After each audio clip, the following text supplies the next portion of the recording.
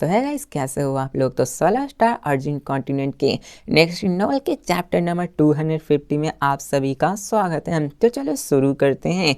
तो जैसा कि अभी तक हमने पिछले एपिसोड में देखा कि कैसे डी किंग लू फेंग से मिलने के लिए आया हुआ होता है और वो आकर लू फेंग को एब्जॉर्ब करने लगता है। डी किंग लू फेंग की पावर को एब्जॉर्ब कर रहा था। अब उस वक्त भी लू फेंग ने अपने स्टार टावर के पावर्स को यूज करके अपने डोमेन को फैलाया हुआ था, जिसकी वजह से लू फेंग की पावर ऑलरेडी अपने नेक्स्ट लेवल पे जा चुकी होती है और डी किंग उसी वक्त लू फेंग के पावर को एब्जॉर्ब कर रहा होता है। और एब्जॉर्ब करने के दौरान लू फेंग के अंदर उसे बहुत ही शार्प ऑरा दिखाई देती है, जो कि काफ़ी ज़्यादा टेरिफाइंग होती है। यहाँ तक कि उसको ये देखकर वो भी हैरान हो गया था कि इस बंदे के पास इतनी पावर कैसी है। जैसा कि डी किंग लू फेंग को एब्जॉर्ब कर रहा था, तो साथ में अपना लू फेंग भी उसकी तरफ ध्यान से उसको ऑब्जर्व करने की कोशिश कर रहा था।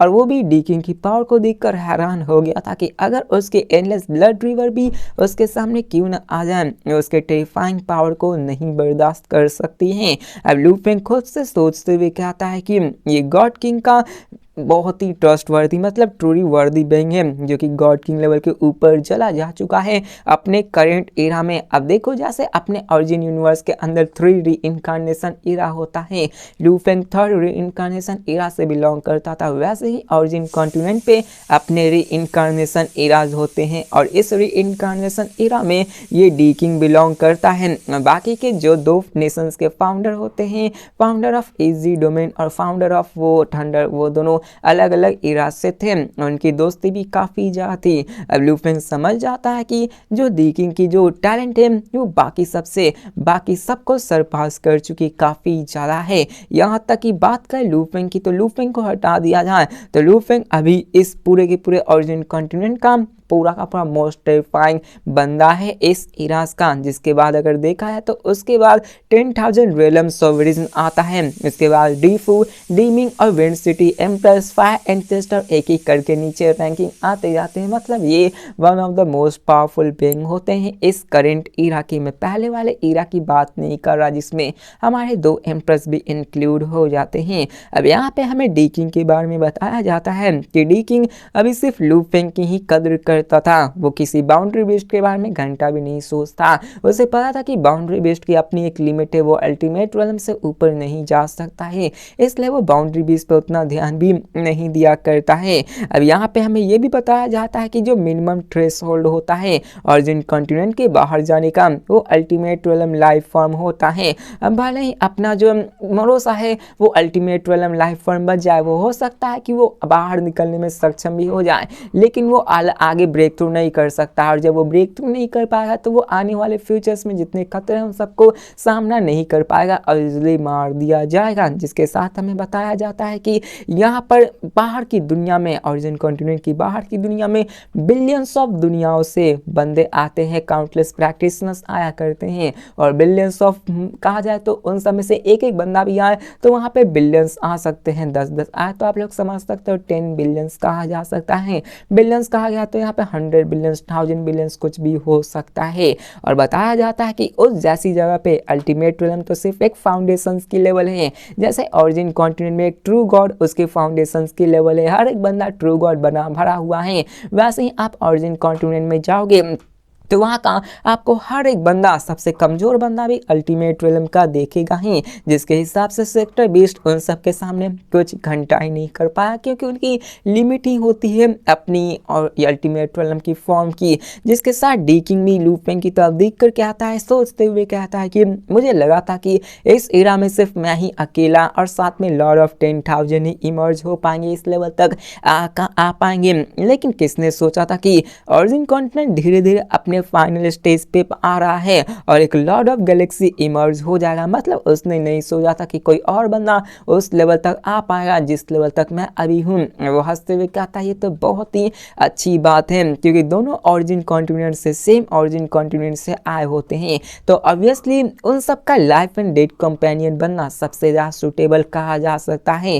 क्योंकि बाहर की दुनियाओं में, जो कि ओरिजिन कॉन्टिनेंट की बाहर की दुनिया मौजूद है, उसमें एक ट्रस्ट वर्दी कंपेनियन होना काफ़ी काफ़ी ज़्यादा ज़रूरी है और ये बहुत ही ज़्यादा रेयर होता है। आप किसी और की दुनियाओं के बंदों पे इतनी आसानी से तो भरोसा नहीं कर सकते हो। आपको शक होगा और सामने वाले को शक होगा, आप दोनों शक में रहेंगे तो आप उतने अच्छे से कोऑपरेट नहीं कर पाएंगे। यहाँ पे डी किंग लू फेंग की तरफ देख कर कहता है कि अगर तुम बुरा न मानो तो मैं तुम्हें ब्रदर ये नहीं कह सकता हूँ। तो लू फेंग कहता ऑफ कोर्स तुम मुझसे कह सकते हो। अब यहाँ पे जितने भी फ्लेमिंग एंशिएंट किंगडम्स के 13 एम्प्रेस थे उन सबकी अपनी अलग अलग स्टाइल्स होती, अपने अलग अलग बात होते हैं। एम्पर किंग सबसे अच्छा माना जा सकता है, उसके पास एक्स्ट्राऑर्डिनरी टैलेंट थी जो कि बाकी सबको सरपास कर चुकी थी। यहाँ तक कि ये बंदा हिनियन ब्लड लाइन को बहुत ही नीची नज़र से देखा करता था, वो उससे नफरत किया करता था क्योंकि इसमें हमें बाकी सारे बंदों लिविंग बीइंग्स को डिवोर करना पड़ता है और इससे वो काफ़ी ज़्यादा नफरत करता है। अब यहाँ पे हम अगर हेवंस एंड अर्थ मतलब ग्रेट डाउ को कंप्रीहेंड करें तो नेचुरली हम अल्टीमेट स्टेट तक जा सकते हैं और इसी का यूज करके अपना डी किंग इस लेवल तक आया होता है। यहाँ तक कि देखा जाए ऑरिजिन कॉन्टिनेंट पे तो उसने अल्टीमेट रेलम्स को ही नहीं बल्कि गॉड किंग के लेवल के ऊपर के रैंक को भी अचीव कर लिया होता है। इस पॉइंट पर आने में अब भले ही उसने हेवंस एंड अर्थ की पावर्स के यूज किया हो लेकिन उसके पास अच्छे खासे रिसोर्स मौजूद थे क्योंकि वो एम्परर था, जिसके कारण उसके पास बाकी सारे कल्टिवेटर्स से अच्छे खासे रिसोर्सेस थे। लेकिन बात करें अगले मतलब दूसरे एम्प्रेस और मोनार्सेस की तो वो सब भी तो कम नहीं थे, उन सब के पास भी वो सारे ट्रेजर्स थे, उन सब के पास भी वो सारे पोर्शन थे जो कि अपने डी किंग के पास थे। लेकिन उन सब के पास ऐसी टैलेंट थी ही नहीं कि वो अल्टीमेट रेलम तक जा सके और अपने डी किंग के अलावा कोई और अल्टीमेट रेलम में जा ही नहीं पाया होता है, जिसकी वजह से हम ये समझ सकते हैं कि डी किंग की जो टैलेंट है वो कितनी ज़्यादा टेरिफाइंग है। अब यहाँ पे डी किंग कहता है कि देखो डी युआन के साथ जो हुआ है वो उसकी गलती है, इसमें मैं तुम्हें कोई दोष नहीं दे रहा हूँ। उसने अपने ग्रेडी नेचर के काम कई सारे बिलियंस ऑफ लिविंग बीइंग्स को डिवोर कर दिया, उसने कई दफा ये कर रखा है। ये एक कचरे के समान था जो सिर्फ ट्रबल क्रिएट करना ही जानता है। मैं उसके इस बुरे नजरिए के कारण कब का उसे मार चुका होता, लेकिन मैं यानफेंग एंशिएंट किंगडम रॉयल फैमिली के अंदर अपने क्लैन के रूल्स मौजूद हैं जिन्हें कि मेरे एंचेस्टर ने ही बना रखा है और मैं उसे बदल नहीं सकता, जिसके कारण मैं उन्हें मार भी नहीं सकता। ये सुनकर लू फेंग भी थोड़ा सा हैरान हो जाता है कि डी किंग अपने ही बंदे मतलब युआन को ही मारने की बात कर रहा है, उसने ये एक्सपेक्ट नहीं किया होता है। अब डी किंग ने भी ये सब ऐसे ही कहा होता है, वो कहता है कि उसने काफ़ी जा किया है तो वो मरना डिजर्व करता है। यहाँ पे डी किंग स्माइल करते हुए कहता है कि देखो एंचेस्टर टॉलरेंट है, वो इन सब पे ज़्यादा ध्यान नहीं देते कि तुम कितने ही बंदों को क्यों ना डिवावर कर सको, लेकिन उन्होंने भी कोई लिमिट नहीं लगाई है। लेकिन वो कहता है भूल जाओ, मैं यहाँ पे अपने ब्रदर को इनवाइट करने के लिए आया हूँ ताकि हम दोनों साथ में ऑरिजिन कॉन्टिनेंट को छोड़कर जा सकें और जब समय आएगा तो हम दोनों मिलकर फोर्सेस को ज्वाइन करके बाहर एक साथ घूम सकते हैं। अब लू फेंग भी थोड़ा सा सरप्राइज हो जाता है, उसे लगा था कि ये उससे कुछ फाइट करने या फिर ऐसे बातें ही करने आया होगा, इसने नहीं एक्सपेक्ट किया था कि यही बंदा उसके साथ इनविटेशन टीम अप करने का इनविटेशन लेकर आया है। अब डी किंग लू फेंग की तरफ देखकर उससे कहता है कि देखो बाहर की दुनिया में ऐसे ही घूमना बहुत ज़्यादा खतरनाक है क्योंकि बाहर की दुनिया में कहीं भी खतरा मौजूद होता है।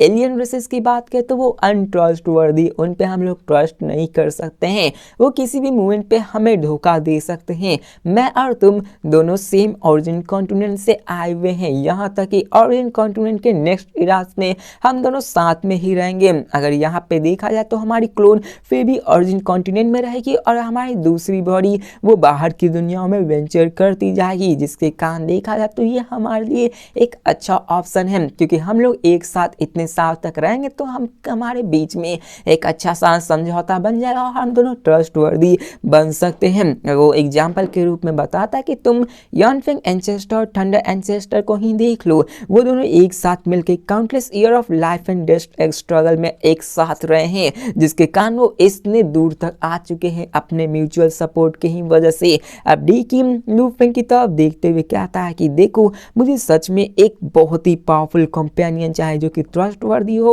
और काफ़ी ज़्यादा पावरफुल भी हो। मैंने ये भी सुना है कि ऑरिजिन कॉन्टिनेंट में टेलीपोर्ट करना ये हम सब के लिए है। अब यहाँ पे उन सब में ऐसे ही बातें होने लगती, जिसके साथ लू फेंग भी डी किंग से कहता कि तुम कह रहे हो कि हम दोनों को कंपेनियन होना चाहिए, लेकिन मैंने सुना है कि एक बार हम ऑरिजिन कॉन्टिनेंट से टेलीपोर्ट कर ले तो हम लोग अलग अलग जगह पे आ जाते हैं। अब देखो, जब लू फेंग अपने अल्टीमेट रेलम पे आ जाएगा तो वहाँ पे लू फेंग टेलीपोर्ट करके ही आराम से ऑरिजिन कॉन्टिनेंट के बाहर जा सकता है। एक बार टेलीपोर्ट करेगा वो बाहर चला जाएगा, अभी जाना चाहेगा तो लू फेंग मारा जाएगा, क्योंकि वहाँ की बॉडी की पावर रेसिस्ट ही नहीं कर पाएगी उतने ज़्यादा फोर्स को। लू फेंग चाह कर भी बाहर नहीं जा सकता, लेकिन एक बार लू फेंग जब अल्टीमेट रेलम तक चला जाए तो वो आराम से टेलीपोर्ट करके ऑरिजिन कॉन्टिनेंट के बाहर जा सकता है। वो कहता है कि अगर हम ऐसा करेंगे तो क्या हम अलग अलग जगह पर नहीं चले जाएंगे, तुम कहीं और रहोगे हम कहीं और, तो आखिरकार हम लोग मिलेंगे कैसे, ये सही है ना। और वो डी किंग से इसी के बारे में पूछता है तो डी किंग कहता कि हाँ तुमने सही कहा, लेकिन मेरे पास ह्यूनियन स्पेस मतलब जो केज वर्ल्ड के बाहर की स्पेस है उसके बारे में मुझे कोऑर्डिनेट्स के बारे में अच्छे से पता है। मैं वहाँ पे डेस्टिनेशन को लॉक कर दूंगा, इसके साथ मैं अपने क्लोन को उस तक पहुँचाऊंगा, जिसके बाद तुम मुझसे मिलोगे और फिर मैं अपने क्लोन्स को अपने पास बुला लूंगा, जिससे कि हम दोनों एक साथ मिलके वर्ल्ड में टेलीपोर्ट वर्ल्ड में जा सकते हैं। जिसके साथ यहाँ पे वो सब बात करने लगते हैं। अब लू फेंग भी काफी ज्यादा खुश हो जाता है। इसके साथ वो बताता है कि देखो, एक बार हम दोनों एक साथ आ गए तो हमारी जो जर्नी होगी वो काफी ज्यादा स्मूथर हो जाएगी। लेकिन लू फेंग ये अच्छी तरह से जानता था कि लू फेंग अभी तक एक अल्टीमेट रेलम लाइफ फॉर्म्स नहीं बना है, जिसके कारण लू फेंग अभी ऑरिजिन कॉन्टिनेंट को बाहर छोड़कर नहीं जा सकता है। अब डी किंग लू फेंग से कहता कि देखो, ऑरिजिन कॉन्टिनेंट हम दोनों के लिए काफी ज्यादा स्मॉल है, यहाँ पे हमें ऑरिजिन कॉन्टिनेंट के बाहर भी जाना है। यहाँ पे कई सारे पावरफुल बेंग्स मौजूद है ऑरिजिन वर्ल्ड्स के अलावा भी, जहाँ पे बिलियंस ऑफ वर्ल्ड से आए हुए होंगे, वहीं पे हम सबको जाना है ताकि हम और भी पावरफुल बन सके। और इनविटेशन देने लगता है, लेकिन लू फेंग कहता है कि मैं करंटली एक सीक्रेट टेक्निक को प्रैक्टिस कर रहा हूँ, बस रुक जाओ जब तक कि मैं उस सीक्रेट टेक्निक को कंप्लीट ना कर लूँ। एक बार मैंने कंप्लीट कर ली तो मैं ऑरिजिन कॉन्टिनेंट में तुम्हारे साथ जरूर जा पाऊंगा। अब डी किंग पूछता कि क्या तुम एक सीक्रेट टेक्निक को प्रैक्टिस कर रहे हो, और वो ये भी पूछता कि आखिरकार एक सीक्रेट टेक्निक जो तुम प्रैक्टिस कर रहे हो उसे सीखने में तुम्हें कितना ज़्यादा टाइम मिलेगा। उसे ये चीज़ अच्छे से पता है कि उसकी जो लेवल है, अगर उस हिसाब से किसी पावरफुल सीक्रेट टेक्निक को मास्टर करना है तो उसके लिए कम से कम भी तो मिलियन, यहाँ तक कि टेंस ऑफ मिलियंस ऑफ ईपोज का टाइम लग सकता है। लेकिन लू फेंग कहता है कि मुझे सिर्फ 1000 सेंचुरी चाहिए। लू फेंग ने already 3 types of ultimate realm Hunyuan bloodline biological materials को पा लिया होता है। नेचुरली वो उन सबको एलिवेट करके अपने आप को हायर लेवल तक ले जाना चाहता है। वो सारे ह्यूमन ब्लड लाइन बेंग्स भले ही लो इंटेलिजेंस के थे, लेकिन उनके स्ट्रेंथ काफ़ी ज़्यादा थी। लू फेंग को अगर उन सबको कंप्रीहेंड कर लेगा तो लू फेंग की पावर्स इतनी ज़्यादा बढ़ जाएगी कि वो अपने सिर्फ फिजिकल बॉडी का यूज़ करके ही गॉड किंग्स को राइवल दे सकता है। जैसे लू फेंग को अभी अपने ब्लड रिवर की पावर, अटैक्स, बाकी सब स्टार टावर्स, इन सब का यूज़ करना पड़ता था। लेकिन अगर लू फेंग इसको सीख गया और सीक्रेट टेक्निक को सीख गया तो लू फेंग की जो अपनी गॉली बॉडी होती है, मुक्कों से ही उन सबको धूल चटाने की पावर आ जाएगी। अब यहाँ पे हमें दिखाया जाता है लू फेंग को जो कि इन सब के बारे में सोच रहा होता है, और यहाँ पे इस सब के बारे में सोच रहा था। अब देखो, जो यहाँ पे ऑरिजिन कॉन्टिनेंट होती है उस पे थ्रेशोल्ड अपने युवान ने ही लगाई होती है कि जब तक एक बंदा अपने आप को एक अल्टीमेट रेलम लाइफ फॉर्म में न तब्दील कर ले तब तक वो उस ऑरिजिन कॉन्टिनेंट को छोड़कर ही नहीं जा सकता है।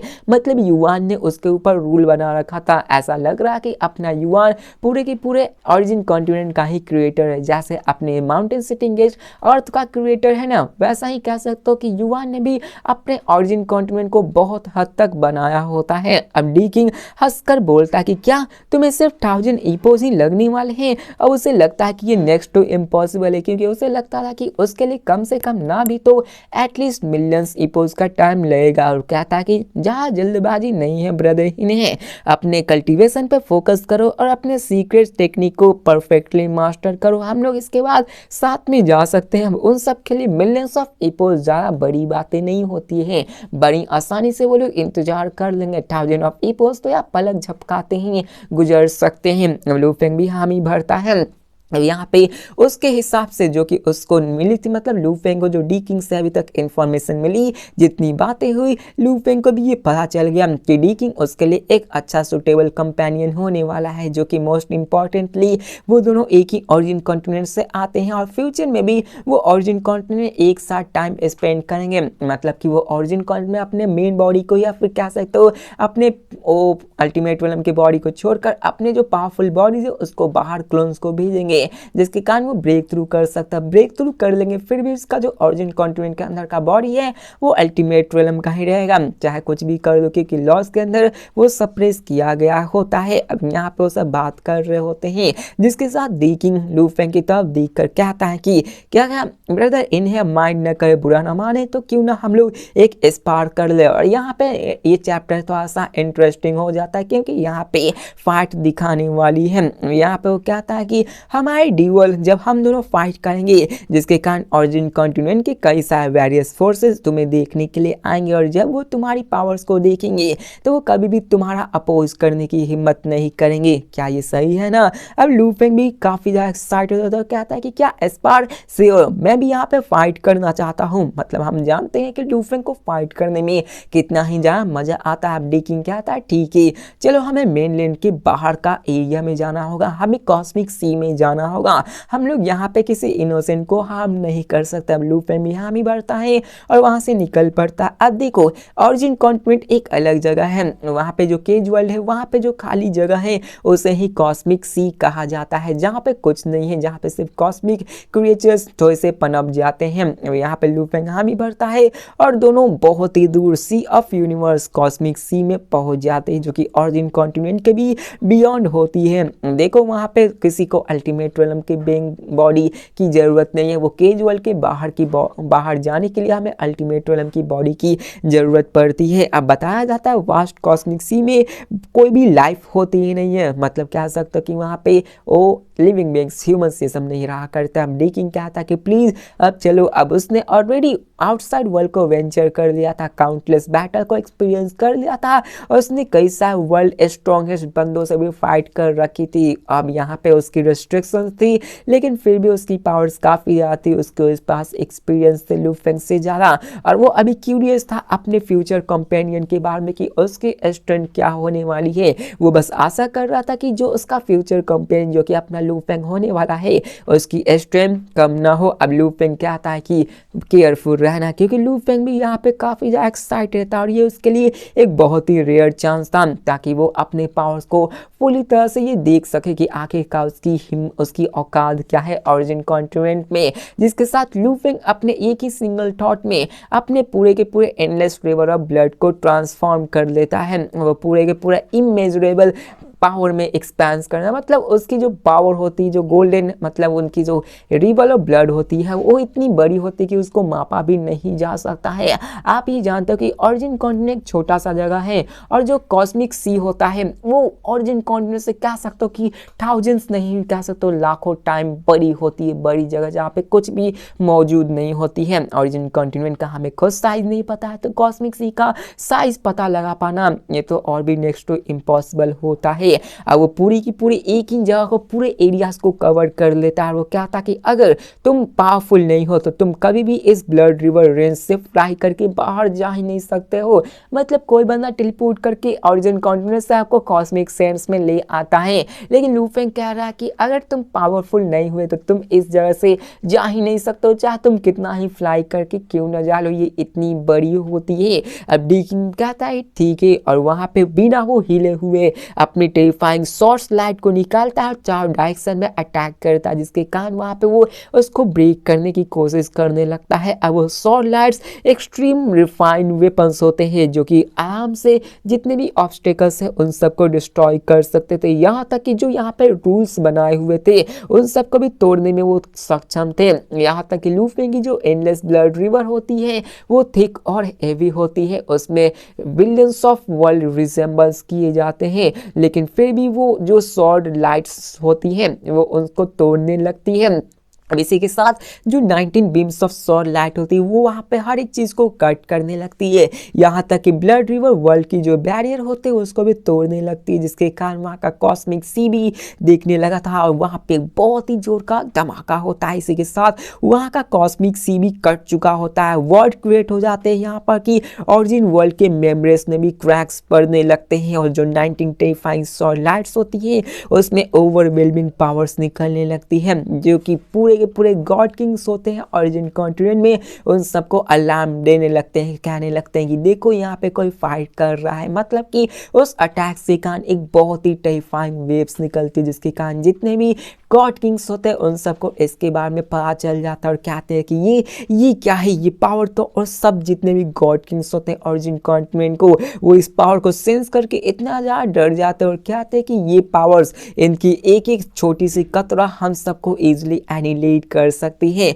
और उन्हें पता चल जाता है कि ये कॉस्मिक सी से आ रही है, जिसके कारण वो सभी वहाँ पर जाकर देखने लगते हैं कि आखिरकार वहाँ पे ऐसी क्या फाइट हो रही है, जिसके कारण बताया जाता है कि जितने भी गॉड किंग होते हैं पावरफुल गॉड किंग वो दूर से ही इन सबको देख सकते हैं अपने सीक्रेट टेक्निक को यूज करके, लेकिन जो वीक गॉड किंग्स होते हैं उन्हें फ्लेम विंड गिल्ड और थंडर चैम्बर ऑफ कॉमर्स में जाकर उस फाइट को देखना पड़ता है। मतलब स्क्रीन पे चल रही है वैसे ही देखना पड़ता होता है। यहाँ पे जैसे ही सब देखते हैं उन्हें पता चल जाता है कि ये असल में लॉर्ड ऑफ गैलेक्सी और एम्पायर किंग के बीच में फाइट हो रही है और सब लोग सोचने लगते कि क्या डी किंग यानफेंग एंशिएंट किंगडम का बंदा है, वो क्या डी युआन की रेवेंस को लेकर उस लूफेंग से फाइट करने गया, उस गोल्डन रॉ वाले बंदे से फाइट करने गया है। और सब लोग इसी के बारे में सोचने लगते और कहते फाइनली डी किंग ने अपने मूव को चल दिया है। यहाँ तक कि डी यान, डी कॉन्ग, डी वू और जितने भी बाकी के एम्प्रेस होते हैं वो काफी ज्यादा एक्साइटेड होते हैं, क्योंकि उनके साइड की एम्पर फाइट कर रहे होते हैं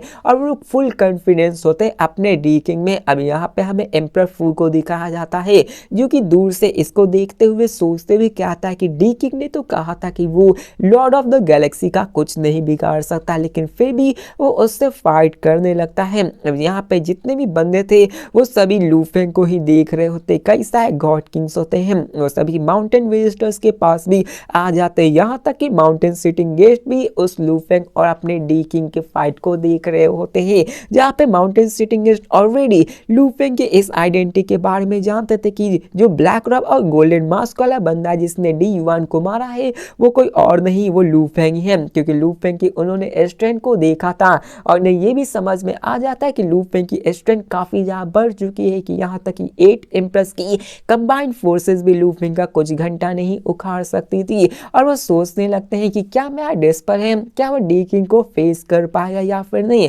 अल्दो माउंटेन सिटिंग गेस्ट थोड़ा सा नर्वस तो होते हैं, लेकिन वो अपने डिस्पल के लिए काफी ज्यादा कॉन्फिडेंस होते हैं कि वो जरूर डी किंग से फाइट कर लेगा। वो अपने डिस्पल लूफेंग के एक्स्ट्राऑर्डिनरी टैलेंट के बारे में जानते थे कि वो कैसे डी किंग और लॉर्ड ऑफ 10,000 रिलम से भी कई गुना ज्यादा है। और ओरिजिन कॉन्टिनेंट में लूफेंग को आए हुए सिर्फ फ्यू हंड्रेड एपोज ही लगे थे इस लेवल तक ग्रो करने के लिए, जिसके कारण वो भी कहते कि उसकी जो पोटेंशियल है वो कितनी ही ज्यादा टेरिफाइंग है। इसके बाद हमें कॉस्मिक सी का सीन दिखाया जाता है, जहाँ पे लूफेंग नेचुरली सेंस कर पा रहा था अपने चारों तरफ कई सारे गॉड किंग्स को, और यहाँ पे वो डी किंग के एक्शन को समझ जाता कि आखिरकार क्यों डी किंग उसके साथ एस्पायर करके दिखाना चाहता था बाकी सारे गॉड किंग्स के कि यहाँ पर अपने से उलझना बहुत ही भारी पड़ सकता है, जिसके कारण दिखाया जाता है कि वहाँ पे सब लोग लूफेंग और अपने डी किंग को ही देख रहे होते हैं। लूफेंग भी डी किंग से कहता है brother D king,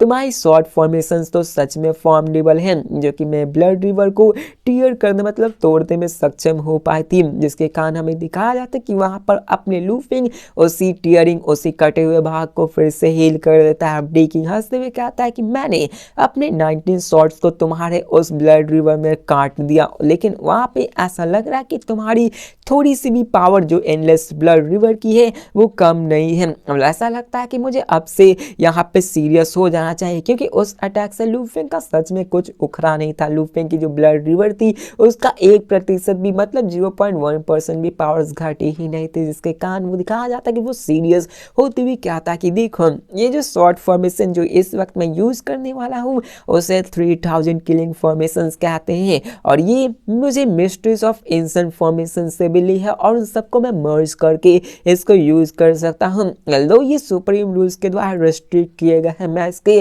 full powers को यूज तो नहीं कर सकता, लेकिन फिर भी इसके अंदर की जो प्रोफाउंड मिस्ट्रीज है उसको मैं दिखा तो सकता ही हूँ। और डेकिंग इस्तेमाल करते हुए क्या था, प्लीज मेरे इस मूव को एक्सेप्ट कीजिए। और जैसे ही वो ये बोलता है उसी की बाद ही वहां पे एक मैसिव शॉर्ट फॉर्मेशंस आ जाती है, जिसके अंदर से सॉर्ड लाइट इरप्ट होने लगती है। Countless beams of sword light converge होने लगती है, जो कि पूरे के पूरे ब्लैक एंड व्हाइट फॉर्मेशन से बनी हुई थी। वो सभी पूरे के पूरे इंटायर ब्लड रिवर को एनिलेट करने का टारगेट बना रखी थी। लेकिन बताया जाता है कि लूफेन यहाँ पे अपने एंडलेस ब्लड रिवर को सामने ले आता है। लूफेंग की जो ब्लड रिवर थी वो काफी ज्यादा ठीक थी, लूफेंग के पास इतनी पावर्स थी कि वो आराम से किसी का सामना कर सकता है। आप देखेंगे जो मैसिव शॉर्ट फॉर्मेशंस थी वो ऑलरेडी काफी ज्यादा टेरिफाइंग थी, लेकिन फिर भी वो जब अपने लूफेंग के ब्लड रिवर के साथ टकराती है तो वो उसके कुछ सिंगल पोर्शंस को ही तबाह करने में कामयाब हो पाती है। मतलब कह सकता है कि यहाँ पर लूफेंग के ब्लड रिवर को तोड़ पाने में सक्षम हो ही नहीं पाता। वो भी इस चीज को देखकर लीकिंग हैरान हो जाता कि ये चीज है क्या, वो भी इस पावर को देखकर जज कर लेता और समझ जाता है कि ब्लड रिवर की जो वाइटैलिटी है हर एक कतरे में बहुत टेरिफाइंग है। एक बार यहाँ तक कि वो कॉन्टेमिनेट हो जाए तो उसके सॉल लाइट को भी डिस्ट्रॉय करने की कैपेबिलिटीज रखती है, जैसे कि हमने लूफेंग को देखा कि कैसे वहां पे वो अपने ब्लड रिवर को यूज करके D1 के बॉडी को कॉन्टेमिनेट उसको इरोड और डिस्ट्रॉय करना शुरू कर दिया था। और वहां पे अपने डी किंग को भी अंदाजा हो जाता है कि वहां पर लूफेंग की पावर्स की वजह से उसके सोल लाइट्स भी डिकम्पोज होना शुरू हो जाएगी, इरोड होना शुरू हो जाएगी। अब देखो टेल्स ऑफ हाइडिंग गॉड्स आज रात हो गई तो आज इसकी एपिसोड्स नहीं आएंगे, फिर से माफी चाहता हूँ क्योंकि यार थोड़ा सा बिजी रहता हूँ। अब इसी के साथ ये एपिसोड खत्म होती है, तो मिलते हैं नेक्स्ट वीडियो में। हो सकता है कि नेक्स्ट वीडियो में हमें और भी ज्यादा टेरिफाइंग फाइट दिखाने को मिले, और भी ज्यादा टेरिफाइंग डी किंग और लूफेंग की पावर्स के बारे में पता चले। तो इसी के साथ ये वीडियो खत्म होती है, तो मिलते हैं नेक्स्ट वीडियो में, तब तक के लिए बाय।